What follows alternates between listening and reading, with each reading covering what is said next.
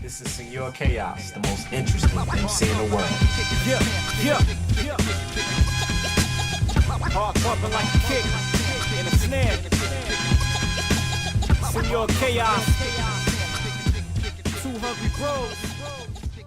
What's going on, party people? My name is Senor Kaos, here in Atlanta, Georgia, hanging out with the Soul Rebel Rise fam. So about me, I'm an MC, a hip hop artist, and have been making music since I was about 15, 16 years old. And that was a long time ago. I'll let you do your own math on that. But started out here in Atlanta as a part of a group back when I was in high school. Basically just a couple kids messing around who had a deep love and passion for hip hop music and wanted to do something different than everything else that was coming out at the time, and felt we could add a different voice to it, a unique element. And just kind of played around with making beats, played around with writing rhymes, and started actually recording songs while I was in high school around sophomore, junior year. And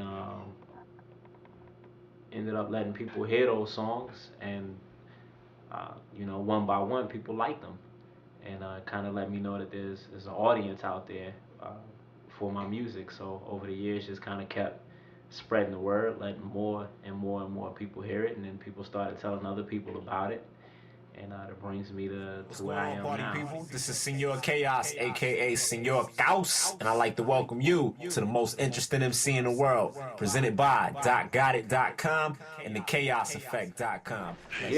So putting out music like the type of hip hop music that I make, for some strange reason, I found out about 8 years ago that it gets a lot more love overseas than it does here. And I pressed up a record, actual 12-inch, record. I was selling vinyl records, and had to find a distributor for the record so it could get to stores, people could find it. And somebody put me in touch with a distributor. I want to say it was Rasta Root, DJ Rasta Root, if I remember correctly. Put me in touch with a distributor, and I reached out to them and I said, hey, I want to send you a package of this music, and send the whole press kit along with the actual record. And the buyer who worked at the distribution company listened to it and was like, yo, I love it. Let's do something. How many pieces you got? And at the time, I think I had like 500 pieces, and he was like, all right, I'll take 300 off of you, and we'll see how it moves. And he took these records from me. He called me back 4 days later and said, hey, all your records sold out. I need more records. And I said, sold out? I've been calling Chicago, I called New York, I called Miami, I called LA. Like, people can barely find a record. Like, how is it sold out? And he was like, oh, well, Japan, Australia, London, like, they're buying the record up left and right.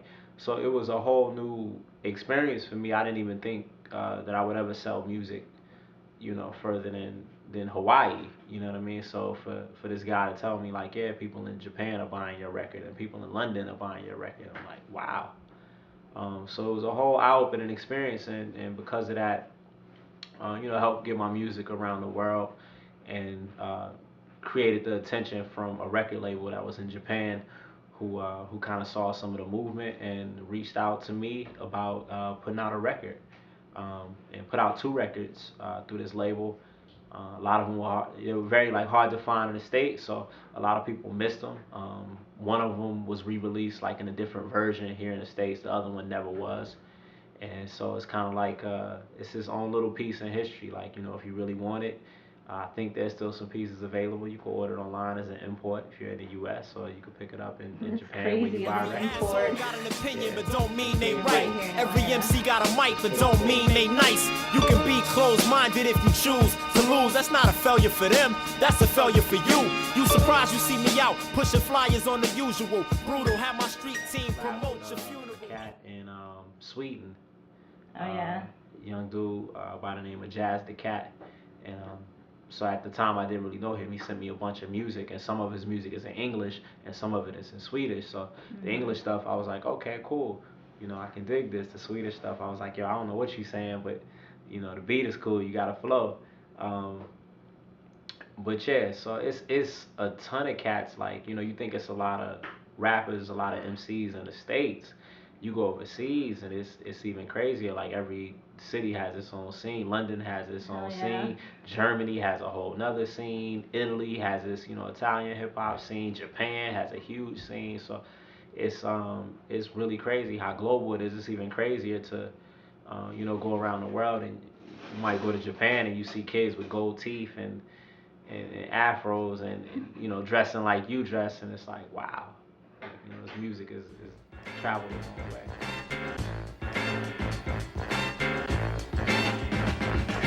Loading up the weapons of mass destruction. Microphone busting, I'm past discussion. Cold in Russia, the flow's a crusher. Knocking niggas out. The local ATL hip hop scene is the best scene in the country. It's just not heard about. Yeah, I think it's pretty fucking cool too. I feel I can actually say that, like, as being somebody who's been to every city in the country. Like, I can honestly be in Atlanta and say, the underground hip hop scene here is the best in the country.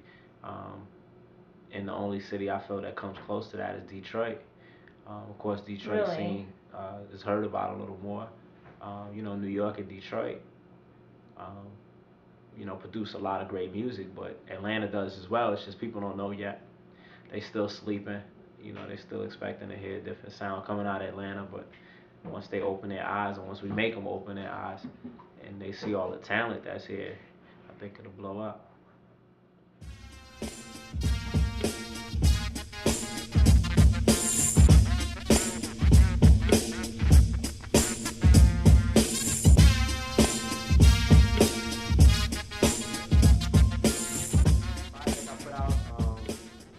Initially, I put it out as a free download, but it was kind of like a limited time thing. Partnered up with .gotit.com, which is a blog out of the Boston area, and real dope. They post a lot of great music. I primarily involve myself with them because they support my music to the fullest, and there's not a lot of blogs out there. There are a few, but they really just kind of support everything that I do. They hit me on Facebook from time to time. Yo, we like what you're doing. Keep doing what you're doing. And so I wanted to get a chance to actually work with them on something. So that's where the partnership between myself and Doc Got It came from. Released the project January 1st, 2011. I want to kick in the new year with a bang. They say, like, what you start your new year off with is kind of like what you're going to be doing for the year. It's kind of like a superstitious saying or whatnot. So I want to start my year off like working on music. So, New Year's Eve, people are out partying, I'm working on music. I'm putting the finishing touches on this project. I'm getting this email blast together. I'm reaching out to people. I'm working basically because that's how I wanted to bring in my year. So, received great reviews. Got a lot of love so far since I released it. People have been saying great things about it. People that told me I shouldn't do it or couldn't do it are now looking at it like, yo, I'm glad you did this. It's a great piece of work. A lot of people wanted the album to come out, like the official album. And I wanted to drop one more project before I drop that project because I just want to make sure people understand what it is that I'm doing and understand the whole story of me and where I came from to where I'm at now. So in order for you to do that, I have to explain that and I have to set that up for you. So I just want to rush out the album, but it's on the way. Be patient. Enjoy the music in the meantime. Time is running out, clock looking down. Hip hop is losing, who's winning now? You got it figured out, I got it mixed down. Guaranteed knocked out by the 6th round. Life is a fixed fight, I'm getting bored. When I had no mic, I rapped to a sport. I think I always look a little crazy before shows. If anybody has seen me before performance, just because it's a lot going through my mind. It's a lot of things that I want to go, absolutely perfect. Can be very perfectionist, like when it comes to doing shows, and I want everything to, run a certain way, and I put a lot of work and just kind of rehearsal and thoughts and ideas and to making sure that it happens that way. So a lot of times I'm like that before a show, but once I get on stage and things are flowing and everything is cool, it's a whole different element. But the show is at 529, which is in East Atlanta. It's a very small, very intimate venue. It's dope. I love the sound. I feel like they have some of the best, sonically fresh sounding equipment in the city. And I've seen plenty of shows there over the past couple of years. So have been talking about putting something together there for, maybe 6 months or so. So show finally came to fruition. It actually happened on accident. We were supposed to do another event there a couple of days before with some artists from out of town who were on tour, and the tour got canceled. And once the tour got canceled, that was what was reformatted and put the show together. And I'd already had the idea to put that event together. It was the most interesting MC in the world release party.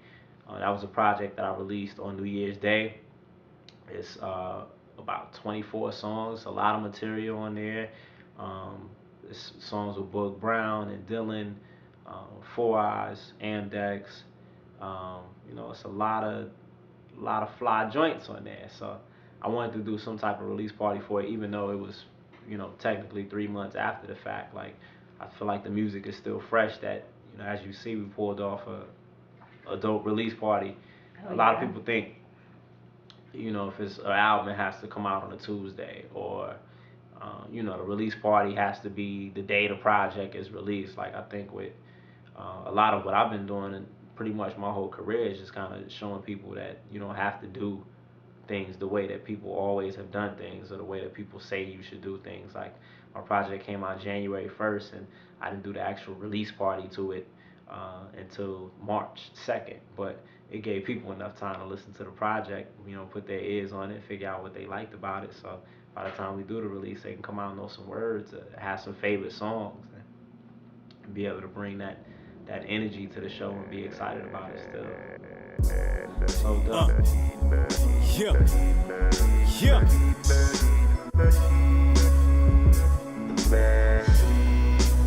Señor Kaos, Chaos, Buff One. And you can get to extravagant, and then you can get to magnificent, and you can get to stupendous. So yeah, you can definitely. So that's what we could expect. Yeah, you can definitely get greater than great.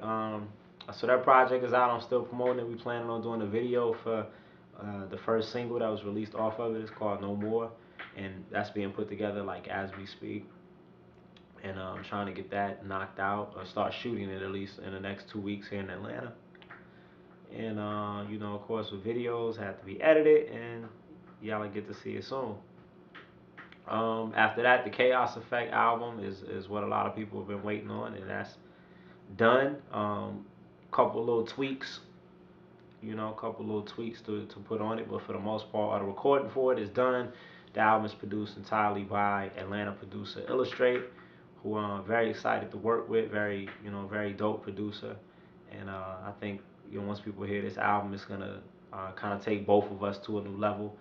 Him just on the production side, me of course with the rhymes and the lyrics and such, and very, very excited about it. The few people that have heard it have had nothing but great things to say about it, and I promise you I didn't pay them. It's really good. Very short, it's a lot shorter than the past 3 projects I released. I want it to be just a very strong point, didn't want it to play too long. So it's about 12 records. Kept the guest appearances pretty small. It's a record with Binkus, Rex, with like my big brothers. It's a record with J Live. There's a surprise record with a couple people on it that I won't shout out. There's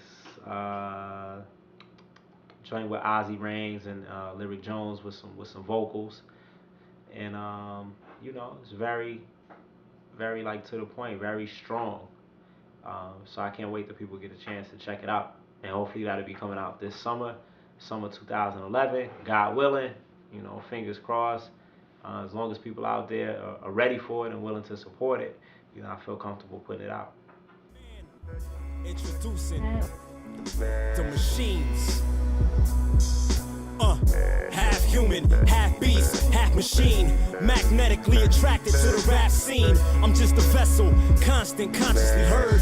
Concentrating on some cosmic shit, put it in words. Sent on a mission, programmed to teach. Walk through the streets looking for the high.